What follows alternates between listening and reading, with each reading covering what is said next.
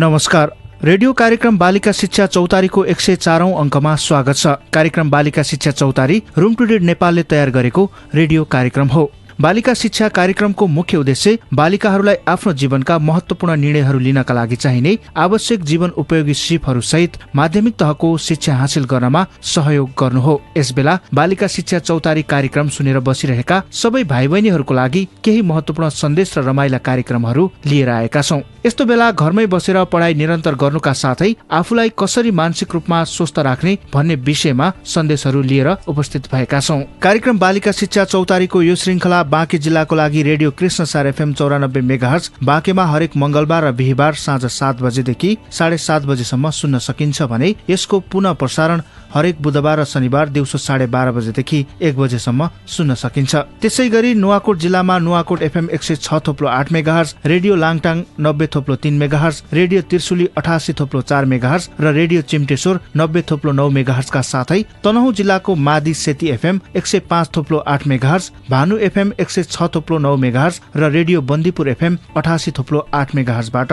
आउनेछौं। रेडियोको जानकारीपछि अब कार्यक्रमको बारेमा जानकारीतर्फ लागौं। हामीले यो भन्दा अगाडिको श्रृङ्खलाहरूमा भाइ बहिनीहरूको प्रतिभा, रुम टु रिडका भूतपूर्व बालिकाका सफलताको कथा, हाम्रा समुदायका सफल महिलाहरूको सफलताको कथा, जीवन उपयोगी सिप सिकाइ, मेन्टोरिङ लगायतका विविध विधामा रहेर कार्यक्रम उत्पादन तथा प्रसारण गरिसकेका छौं। अघिल्लो अङ्कमा हामीले जीवन उपयोगी सिप शिक्षाको आदर्श व्यक्ति बन्ने भन्ने विषयमा आधारित छलफल सुनेका थियौं। आज हामी जीवन उपयोगी सिप शिक्षाको परिवारप्रति समभाव प्रकट गर्ने भन्ने विषयमा रहेको छलफल सुन्नेछौं।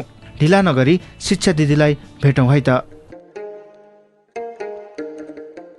नमस्ते भाइ बहिनीहरू, म तिमीहरूकै प्यारी दिदी शिक्षा। म रुम टु रिड र पढ्नका लागि कोठाद्वारा सञ्चालित बालिका शिक्षा कार्यक्रमको सामाजिक परिचालक हो। यस कार्यक्रमले हाल नेपालको 11वटा जिल्लामा तिमीहरू जस्तै 4364 जना बालिकाहरूसँग काम गरिरहेको छ। बालिका शिक्षा कार्यक्रम अन्तर्गत जीवन उपयोगी सिप र मेन्टोरिङ एकदमै महत्त्वपूर्ण रहेका छन्। यस कोरोना भाइरसको संक्रमणकालीन अवस्थामा सबैजना आफ्नो घरमै बस्नु परेको छ। यस्तो समयमा बालबालिकाहरूको समयलाई सिकाइमूलक र उपलब्धिमूलक बनाउन अत्यन्त आवश्यक छ। यसैको लागि मैले जीवन उपयोगी सिपहरू घरमा बसेका भाइ बहिनीहरूका लागि लिएर आएकी छु। यो सिकाइ पक्कै पनि धेरै रोचक र उपयोगी हुनेछ। यो कार्यक्रम 9वटा रेडियो स्टेशनहरूबाट प्रसारण हुँदैछ। मलाई विश्वास छ यस कार्यक्रमले तिमीहरूको भावनात्मक, मानसिक र शारीरिक रूपमा स्वस्थ रहन, कुनै पनि किसिमको दुर्व्यवहारबाट बस्न, विद्यालय प्रतिको स्नेह र चासो बढाउनका लागि सहयोग गर्नेछ।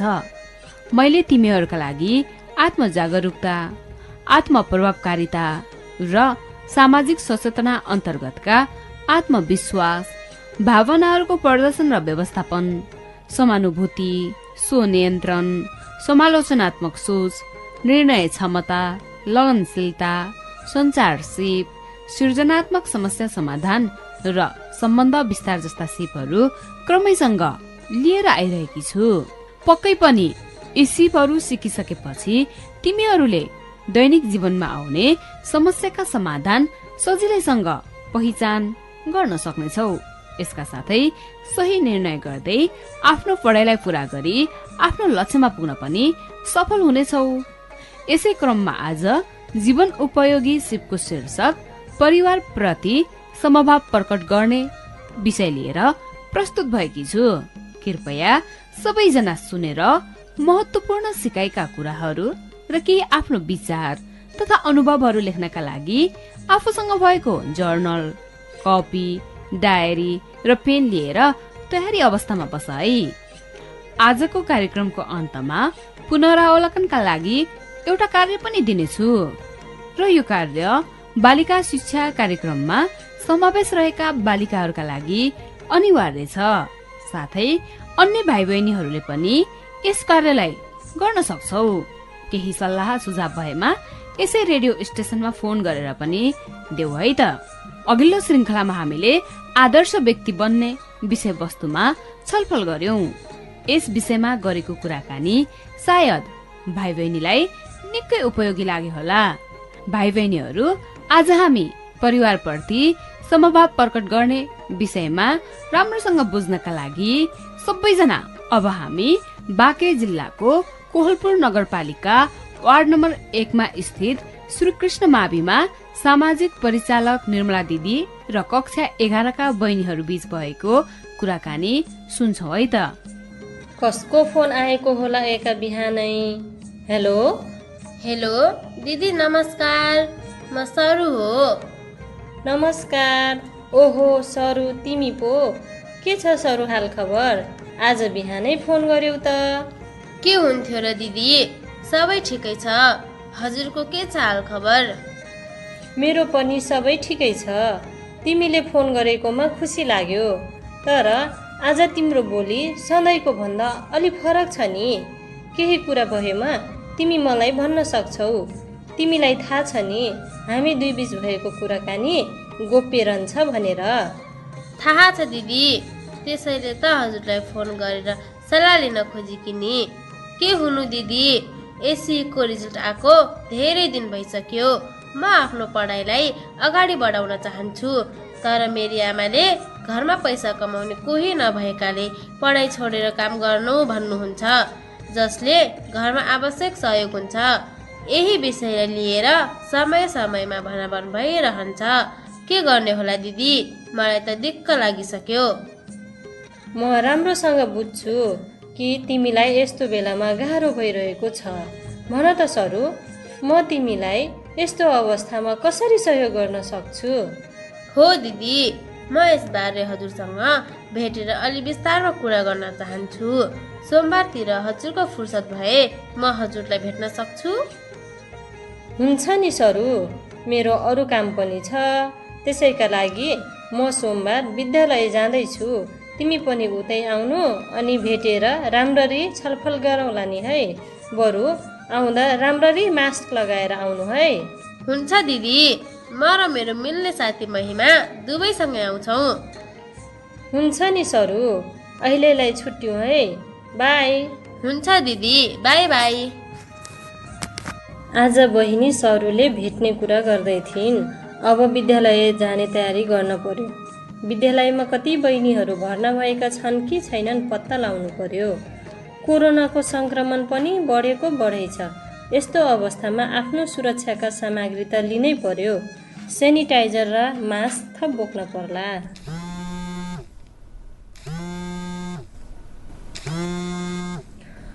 होइन, अब विद्यालय जाने बेलामा कसको फोन आएछ फेरि? हेलो हेलो निर्मला, के छ खबर? ए शिक्षा पो? मेरो त ठिकै छ। तिम्रो सुनाउ न बरु, के छ नयाँ नौलो खबर? आज कताबाट सम्झियो नि? मेरो नि ठिकै छ। तिमीसँग कुरा नगरेको धेरै दिन भइसकेको थियो, त्यसैले हालखबर बुझ्नलाई फोन गरे कि। अनि निर्मला, आजभोलि कार्यक्रम कस्तो चलिरहेको छ नि? के गर्नु नि साथी, विद्यालयहरू नि बन्द छन्। बालिकाहरूलाई फोनबाटै उनीहरूको अवस्था बुझेर पढाइलाई निरन्तरता दिनुका साथै रेडियो कार्यक्रम मार्फत सञ्चालन भइरहेको जीवनोपयोगी सिप सुन्नका लागि परामर्श गर्ने गरेकी छु। ए काम त चलिरहेको छ नि है? त्यति मात्र होइन नि साथी, अभिभावकहरूलाई पनि फोनबाट नै कुराकानी गर्ने गरेकी छु।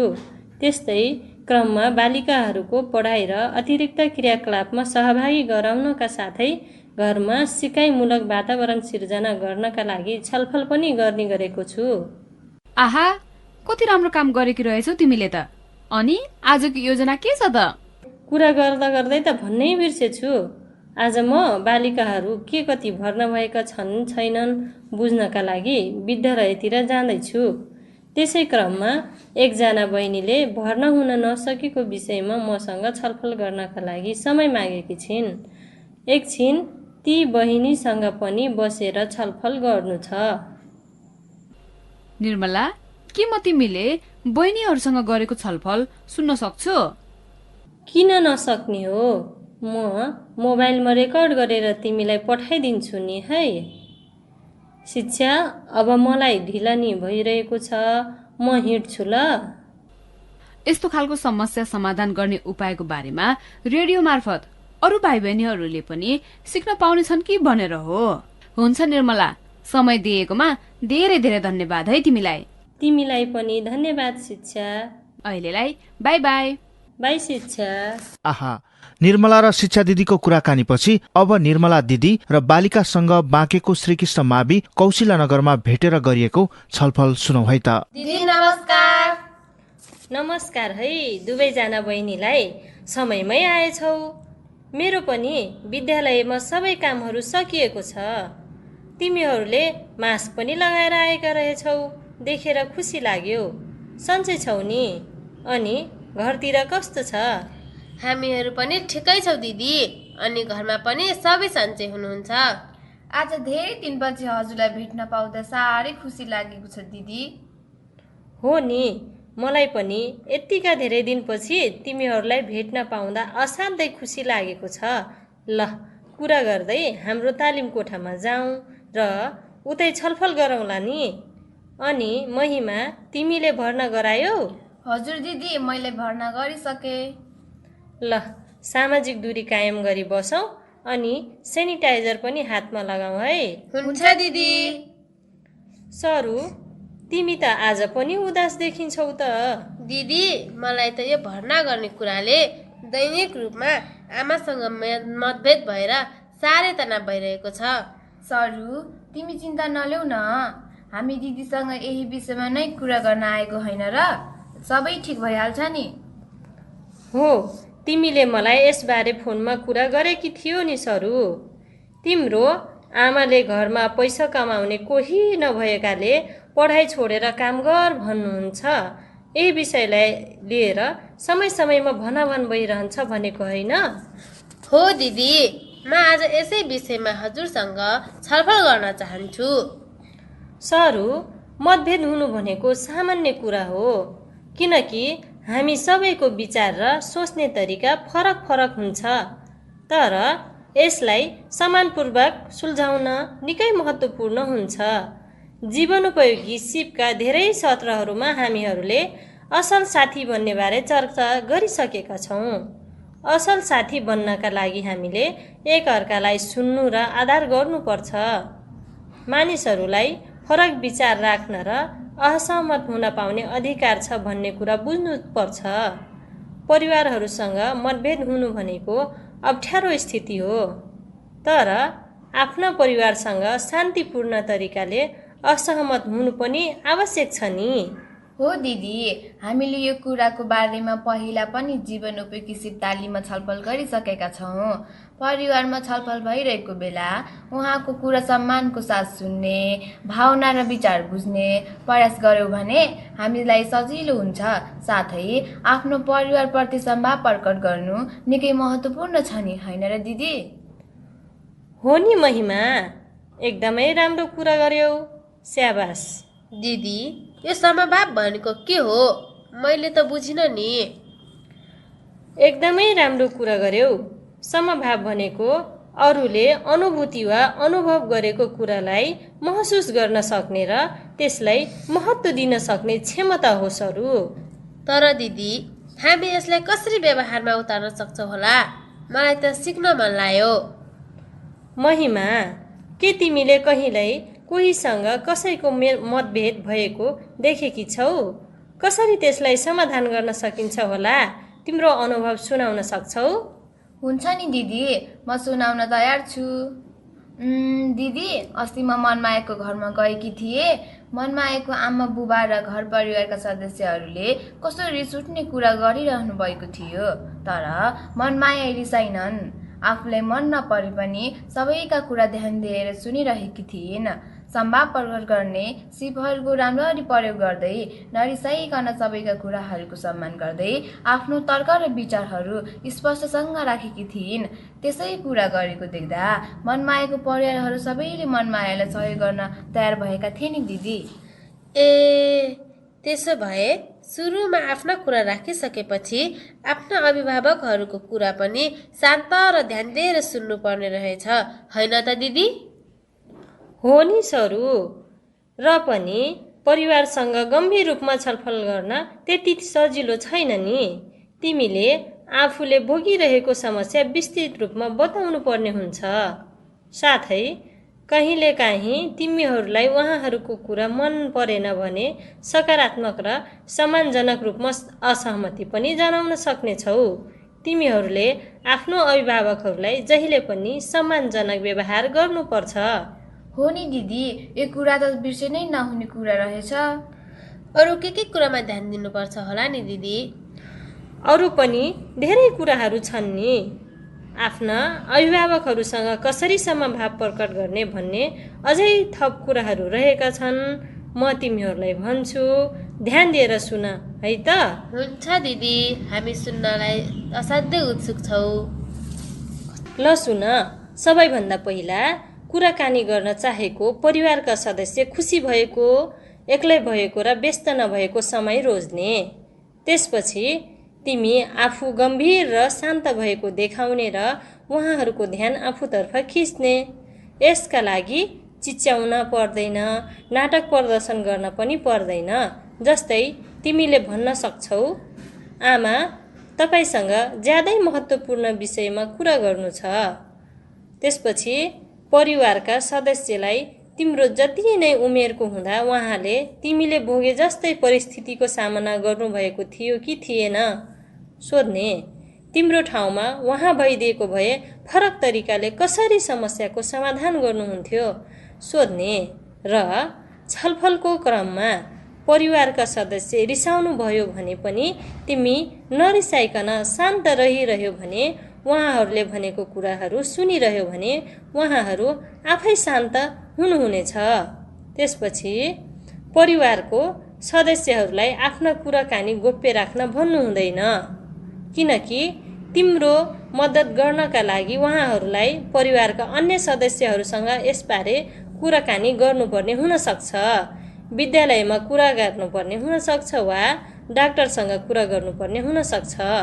अप्ठ्यारो परिस्थिति झेलिरहेका बेला तिमीले उहाँहरूलाई कसैसँग पनि सहयोग मागेमा रिसाउनु हुँदैन। बरु तिमीले उहाँहरूलाई आवश्यक नपरेसम्म यस विषयको बारेमा अरूसँग नभन्नुहोला भन्न सक्छौ। र परिवारका सदस्यहरू कडा छन् भने पनि उहाँहरूप्रतिको विश्वास गुमाउनु हुँदैन। उहाँहरू तिम्रो समस्या सुन्न चाहनुहुन्छ। आहा दिदी, परिवारसँग कुरा गर्ने कति धेरै उपायहरू रहेछन् नि है। यतिका धेरै कुरा सिक्न पाउँदा ज्यादै खुसी लाग्यो। हो नि दिदी, मैले पनि धेरै कुराहरूबारे थाहा पाएँ। मलाई एकदमै राम्रो लाग्यो। यसको लागि धन्यवाद दिदीलाई। धन्यवाद छ तिमीहरूलाई पनि ध्यान दिएर सुनेकोमा। सरू, यो छलफल पश्चात तिमीले केही कुराको मनन गर्यो होला भन्ने लागेको छ। पक्कै पनि यसरी कुरा गर्यो भने आमाले तिम्रो कुरा सुन्नुहुनेछ। हो दिदी, मैले आमासँग कसरी कुरा गर्ने सोचिसकेकी छु। म यहाँबाट गएर आमासँग यसरी नै कुरा गर्नेछु र आमाले पनि पक्कै मेरो कुरा सुन्नुहुन्छ भन्ने कुरामा म विश्वस्त छु। हो सरू, पक्कै पनि आमाले तिम्रो कुरा सुन्नुहुन्छ। सरू, तिमीले आमासँग कुरा गरिसकेपछि के भयो मलाई भन्न नबिर्स है। हुन्छ नि दिदी, त्यो त म भनिहाल्छु नि। बरु म त आजै गएर आमासँग कुरा गरिहाल्छु। ल बहिनीहरू, आज धेरै छलफल पनि गरियो। अब घर पनि जानुपर्छ। तिमीहरूलाई भेटेर छलफल गर्न पाएकोमा धेरै खुसी लागेको छ। छलफलमा सक्रिय रूपमा सहभागी भएकोमा तिमीहरूलाई धेरै धेरै धन्यवाद। घर जानुभन्दा अगाडि आज छलफल गरेको विषयमा रहेर केही प्रश्नहरू भन्छु। तिमीहरू आफ्नो जर्नल वा कपीमा लेख र यसको उत्तर साथीहरूसँग र घर परिवारका सदस्यहरूसँग छलफल गरेर लेख है। हस् दिदी, हामी तयार छौँ। ल, प्रश्न नम्बर 1, परिवारका कुनै सदस्यसँग भएको मतभेद सम्झनुहोस् जसमा अहिले तिमीहरूलाई त्यति बेला भएको मतभेद समाधान गर्न फरक तरिकाले व्यवहार गरेको भए हुन्थ्यो जस्तो लाग्छ। के तिमीहरूलाई त्यो परिस्थिति अहिले आएमा पहिले भन्दा फरक तरिकाले व्यवहार गर्न सक्छौ? किन? ल म फेरि एकपटक प्रश्न भन्छु है। परिवारका कुनै सदस्यसँग भएको मतभेद सम्झनुहोस् जसमा अहिले तिमीहरूलाई त्यति बेला भएको मतभेद समाधान गर्न फरक तरिकाले व्यवहार गरेको भए हुन्थ्यो जस्तो लाग्छ। के तिमीहरूलाई त्यो परिस्थिति अहिले आएमा पहिले भन्दा फरक तरिकाले व्यवहार गर्न सक्छौ? किन? प्रश्न सबै टिप्यौ तिमीहरूले? टिप्यौ दिदी। लौ धन्यवाद। हुन्छ, अब छुट्टिनु पर्छ। केही भएमा फोनमा कुरा गरौँला नि है। हुन्छ दिदी। अब हामी पनि घरतिर लाग्छौँ। हजुरलाई पनि धेरै धेरै धन्यवाद दिदी। बाई बाई दिदी। बाई बाई बहिनीहरू। आहा, कस्तो सान्दर्भिक कुराकानी। अहिले कक्षा 11मा भर्ना पनि खुलेकोले गर्दा सरू जस्तै अरू भाइ बहिनीहरूले पनि यस्तै समस्या भोगिरहेको हुन सक्छन्। आजको छलफलबाट आफ्नो अभिभावक तथा परिवारसँग सकारात्मक र सम्मानजनक रूपमा कुराकानी गर्ने उपायहरूको बारेमा पक्कै पनि सिक्नुभयो होला। यसै क्रममा बहिनी सरूले सामाजिक परिचालक दिदी निर्मलासँग सिकेको सिपलाई आफ्नो व्यवहारमा उतारेकी छिन्। अब भने बहिनी सरू आफ्नो घर फर्किसकेपछि साँझ पख आमासँग यसबारे कुरा गर्छिन् र कसरी आमासँगको मतभेद समाधान गर्छिन्। सुनौ है त। आमालाई पहिला खाना खान दिन्छु, त्यसपछि बिस्तारै आफ्नो कुरा राख्छु। आमा, अरू खाना थप हजुरलाई? नाइ पर्दैन भयो, मेरो पेट भरिसक्यो, अब म उठ्छु। आमा, आज हजुर धेरै खुसी देख्नु भएको छ नि। हजुरलाई देखेर म पनि धेरै खुसी छु। हो नि छोरी, म आज धेरै खुसी छु। धेरै दिनपछि आज काम गरेको पैसा ठेकदारले दिएको छ, त्यसैले नि। आमा, तपाईसँग ज्यादै महत्त्वपूर्ण विषयमा कुरा गर्नु छ। के कुरा हो फेरि? अस्तिको त्यही कुरा त होइन? म त्यो विषयमा कुरा गर्न चाहन्न है सरू। आमा, एकपटक मेरो कुरा सुन्नु न, त्यसपछि हजुरले जे भन्नुहुन्छ म हजुरको कुरा मान्नेछु। आमा, आखिर आजसम्म हजुरले नै भनेको मान्दै आई त रहेकी छु नि। ल ल, धेरै तेल नघस, के भन्न खोजेकी हो छिटो भन्। आमा, मलाई पनि थाहा छ हाम्रो घरमा पैसा कमाउने कोही छैन भनेर। जे गरे पनि हामीले नै गर्नुपर्छ। तर आमा, मेरो पढाइ पनि त महत्त्वपूर्ण छ नि। फेरि पनि पढाइको कुरा? ल तिमी नै भन त, म एक्लीले काम गरेर के गर्नु? घर खर्च चलाउनु कि तिम्रो भाइ बहिनीहरूलाई पढाउनु कि तिमीलाई पढाउनु? मलाई अरू कुरा केही पनि थाहा छैन। यसपालिदेखि तिमीले काम गरेर मलाई सघाउनै पर्छ। आमा, मैले हजुरलाई काम गर्दिनँ भनेर कहाँ भनेकी छु र? नभने पनि मैले बुझ्छु नि के भन्न खोजेको हो भनेर। आमा, मैले भन्न खोजेको के हो भने म पढ्न पनि जान्छु र साना कक्षामा पढ्ने विद्यार्थीलाई ट्युसन पनि पढाउँछु। साथै प्रत्येक शनिबार हजुरसँग काममा पनि जान्छु। कहिलेकाहीँ लामो बिदाहरूमा हजुरसँग काम गर्न जान्छु। अनि हजुरले भनेको जस्तो पैसा कमाउन सहयोग भएन त?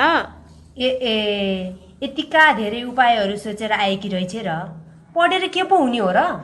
आमा, बैठकमा जाँदा दिदीले छलफल गराउनु भएको पढाइको महत्त्वबारे बिर्सनु भयो कि के हो? धेरै पढेपछि मैले पनि राम्रो कमाउन सक्छु र पैसा कमाएर हजुरलाई आर्थिक रूपमा सहयोग पनि गर्न सक्छु।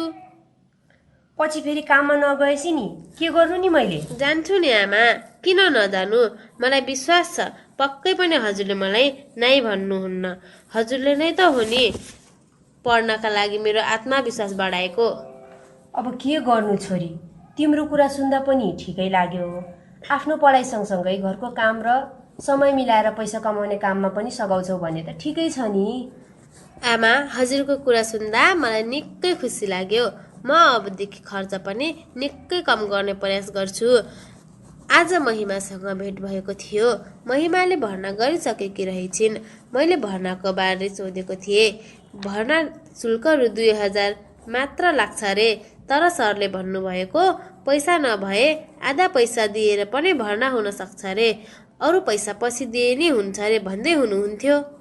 मैले तिम्रो कुरा बुझिराखेको छु, तर अहिले म तिमीलाई रु 1000 मात्र दिन सक्छु। चामल पनि सकिन लागेछ क्यारे। हुन्छ नि आमा, म सरसँग कुरा गरिहाल्छु। धन्यवाद छ आमा हजुरलाई।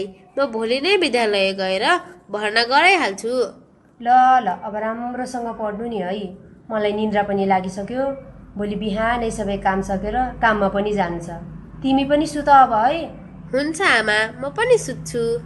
आहा, बहिनी कति राम्रोसँग आफ्नी आमासँग आफ्नो कुरा राखिन् र आमाको कुरालाई पनि ध्यान दिएर सुनेर सम्मानपूर्वक स्वीकारिन्। त्यसैले अब उनी विद्यालयमा भर्ना हुन पाउने भएकी छिन्। यसरी जीवन उपयोगी सिप सिकेर बहिनी सरूले आफ्नो समस्या समाधान गरेकी छिन्। आज सामाजिक परिचालक दिदी निर्मलाले सञ्चालन गर्नुभएको परिवारप्रति समभाव प्रकट गर्ने भन्ने विषयबारे रमाइलो र ज्ञानमूलक छलफलमा बालिकाहरू सक्रिय र सृजनशील देखिए। उनीहरूको प्रस्तुति निकै प्रशंसनीय रह्यो र आजको छलफलले सबै विद्यार्थी भाइ बहिनीहरूलाई बहिनी सरूको जस्तै पक्कै पनि सहयोग पुग्नेछ। हुन्छ अबको पालो हाम्रै शिक्षा दिदीको।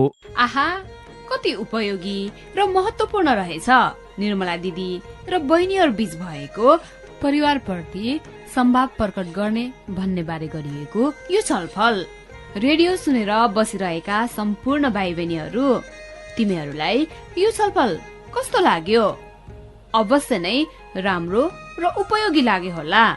मलाई आशा छ कि सम्पूर्ण रेडियो कार्यक्रम सुनेर बसिरहेका भाइ बहिनीहरूले आफूले जानेका कुराहरू आफ्नो परिवार र अन्य साथीहरूलाई पनि सिकाउने नै छौ।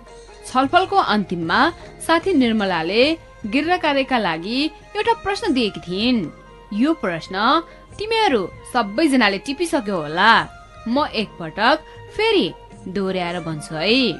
प्रश्न नम्बर 1, सबैभन्दा पहिले कुनै समयमा परिवारका कुनै सदस्यसँग भएको मतभेद सम्झन सक्छौ, जसमा अहिले तिमीहरूलाई त्यति बेला भएको मतभेद समाधान गर्न फरक तरिकाले व्यवहार गरेको भए हुन्थ्यो जस्तो लाग्छ? के तिमीहरूलाई त्यो परिस्थिति अहिले आएमा पहिले भन्दा फरक तरिकाले व्यवहार गर्न सक्छौ र किन? यो प्रश्नको उत्तर बालिका शिक्षा कार्यक्रममा समावेश भएका बालिकाहरूका लागि अनिवार्य छ। साथै अन्य भाइ बहिनीहरूले पनि गर्न सक्छौ। साथै आफ्ना साथीभाइसँग वा रेडियोमा फोन गरेर पनि छलफल गर्न सक्नेछौ। अर्को हप्तामा यौन रोग र HIV एड्स बारे सिक्ने भन्ने शीर्षक बारे नयाँ कुरा लिएर यसै समयमा आउनेछु। अहिलेलाई म पनि बिदा हुन्छु। तिमीहरूकै प्यारी दिदी शिक्षा। बाई बाई, फेरि भेटौँला। आज हामीले सामाजिक परिचालक रामप्यारी थारूको प्रतिक्रिया लिएका छौं। नमस्कार, म रामप्यारी थारू, हाल कोहलपुर बाँकेबाट पढ्नको लागि कोठाद्वारा सञ्चालित बालिका शिक्षा कार्यक्रममा वरिष्ठ सामाजिक परिचालक भई काम गर्दै आएकी छु। कोभिड-19 को कारण हाल घरमै बसेर विभिन्न माध्यमद्वारा बालिकाहरू सामु पुग्न प्रयास गरेका छौँ, जुन रेडियो कार्यक्रम पनि एक रहेको छ। लकडाउनको समयमा रेडियो कार्यक्रम बालिकाहरूको लागि साँच्चीकै उपलब्धिमूलक रहेको छ। साथसाथै अभिभावकहरूको लागि पनि आफ्नो छोराछोरीहरूलाई सही मार्गतिर लैजाने कुरामा सहज बनाएको छ। जब बालिकाहरू कोभिड-19 को कारणले गर्दा लकडाउनमा परि घरमा बस्न पर्दा शारीरिक रूपमा मानसिक रूपमा धेरै तनावहरू झेल्न परिरहेको थियो र एउटा विकल्पको बाटो भएर आएको यो रेडियो कार्यक्रम बालिका शिक्षा चौतारीले गर्दा आफ्नो समस्या समाधान गर्न सहज भएको कुरा बालिकाहरूसँग कुरा गरिराख्दा सुन्न पाउँदा एकदमै खुसी लागेर आउँछ। केही सिक्ने, केही गर्ने र आफ्नो लक्ष्यको बाटोलाई पछ्याउने समयमा बालिकाहरूलाई एउटा घरभित्र सीमित दायरामा बस्न पर्दा अत्यन्तै गाह्रो भएको थियो। यही समयमा रेडियो कार्यक्रम सुन्न पाउँदा मेरो लागि केही विकल्पहरू रहेका छन्। समय व्यवस्थापनका लागि आधारहरू खोज्न सक्छु र आफ्नो प्रतिभा प्रस्तुत गर्ने मौकाका रूपमा लिए अगाडि बढेको र सँगै आफ्नो अभिभावकहरूलाई पनि सुनाएर मानसिक रूपमा ठुलो सहयोग गरेको कुराले गर्दा सिकै रेडियो कार्यक्रम प्रभावकारी छ भन्न चाहन्छु। आजको यो अङ्क कस्तो लाग्यो? प्रतिक्रिया दिन नभुल्नुहोला है। रेडियो कृष्ण सारको फेसबुक पेज तथा रेडियोमै फोन गरेर पनि प्रतिक्रिया दिन सक्नुहुनेछ। अर्को अङ्कमा हामी नयाँ विषयवस्तु लिएर मङ्गलबार आउनेछौँ। हवस् त, लैङ्गिक समानताका लागि बालिका शिक्षालाई जोड दिउँ भन्दै कार्यक्रम सुनेर साथ दिनुहुने सबैलाई धन्यवाद। कार्यक्रम उत्पादनमा सहयोग गर्ने रुम टु रिड नेपाललाई पनि विशेष धन्यवाद। प्रविधि संयोजनमा साथ दिने प्राविधिक मित्रलाई पनि धन्यवाद भन्दै आजको यो अङ्कबाट म प्रमोद बिदा हुन्छु। नमस्कार।